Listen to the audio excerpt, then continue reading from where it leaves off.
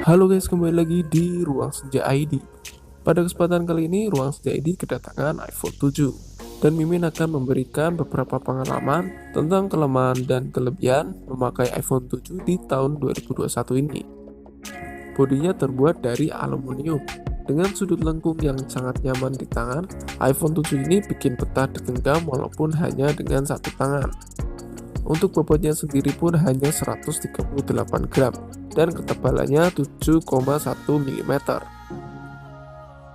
Walaupun dirilis sejak tahun 2016, tapi menurut saya HP ini masih terlihat fresh dan tidak membosankan untuk masalah desainnya. Namun sayangnya untuk layar iPhone 7 ini tergolong sangat kecil, hanya di 4,7 inch. Tapi meskipun layarnya kecil, warna yang dihasilkan iPhone 7 ini tergolong nyaman di mata, vibrant dan juga tajam.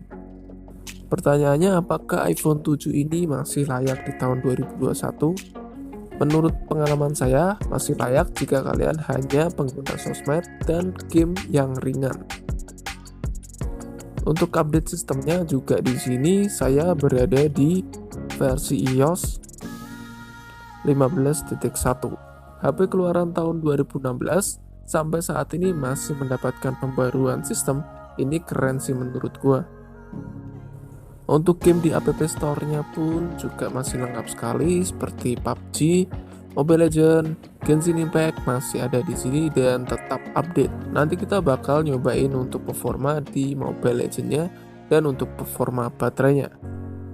Ngomong-ngomong tentang baterai, ya baterai ini bisa jadi kelemahan di iPhone 7 ini karena baterainya itu hanya 1960 mAh.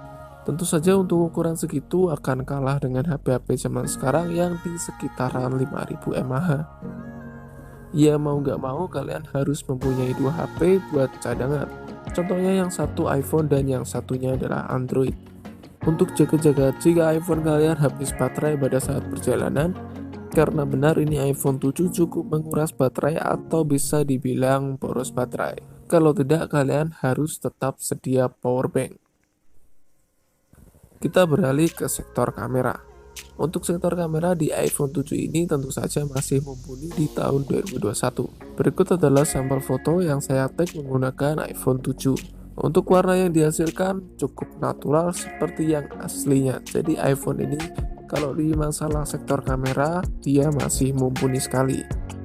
Tapi tentunya dengan catatan cahaya yang cukup ya guys ya. Dan kalau sudah menuju ke malam hari maka hasilnya akan menjadi seperti ini. Apalagi minim cahaya maka noise-nya akan sangat terlihat karena tidak adanya fitur mode malam di iPhone 7 ini. Dan ini adalah hasil rekaman video dari iPhone 7. Autofokusnya cukup cepat, warnanya juga natural, dan sudah ada stabilisernya guys ya. Video yang dihasilkan itu detail, dan menurut saya sangat mirip dengan kamera DSLR. Ya untuk hasil dari video iPhone 7 ini masih sangat mumpuni di tahun 2021. Nah kalau buat nonton YouTube nih ini mulai agak terasa. Layar yang berukuran kecil ini tentunya kurang nyaman kalau buat nonton YouTube atau film. Rasanya ada yang kurang gitu, karena terbiasa dengan HP layar besar zaman sekarang. Untungnya terbayar dengan warna layar yang mantap, ketajaman dan saturasi yang pas, sehingga bisa memanjakan mata. Lalu untuk kekurangannya lagi juga seperti biasa, iPhone ini hanya satu SIM saja. Tidak bisa menggunakan dual SIM maupun micro SD. Jadi hanya support satu SIM card. Oke, dan sekarang kita tes untuk bermain Mobile Legends. Bagaimanakah untuk performanya di tahun 2021 dan untuk baterainya juga ya. Di sini untuk start baterai ada di 84% dengan kecerahan yang seperti ini. Kecerahan di bawah setengah. Oke, kita coba untuk mainkan Mobile Legends dan kita langsung cek untuk pengaturan grafik dari iPhone 7 ini. Untuk grafiknya support ultra dan mode HFR-nya aktif. Tentunya dengan settingan ini cukup nyaman ya untuk dimainkan. Oke, langsung aja kita untuk masuk ke dalam pertandingannya.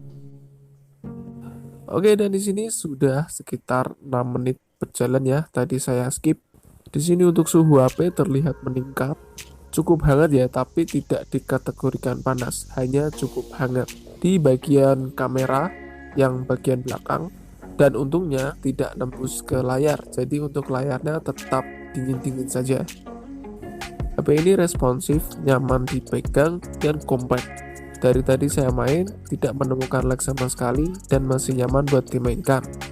Ini juga karena settingan saya ada di versi smooth. Terus untuk kelemahannya, jika kita nge-game teman-teman, tombol-tombolnya itu kecil-kecil ya, jadi kadang suka kepencet tombol yang tidak seharusnya dipencet gitu guys. Dan untung tangan saya kecil, kalau besar mungkin ini sudah kepencet semuanya. Oke, saya skip di sekitar menit 17, dan untuk FPS-nya pun di sini masih stabil sekali, lancar dan tidak ada masalah. Jadi menurut saya ini masih cukup worth it jika kita main game ringan, tapi yaitu resikonya kadang suka kepencet-pencet sendiri tombol yang tidak seharusnya kepencet karena saking kecilnya tombolnya guys.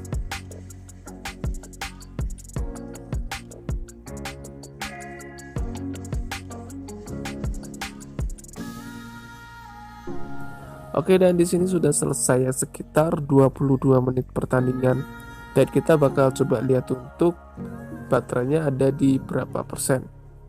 Sekarang 59% ya, tadi sekitar bermain 22 menit, dan untuk baterai pada saat awal tadi adalah 84%. Berarti 84 kurangi 59, satu pertandingan itu adalah sekitar 25%. Boros sekali ya guys ya.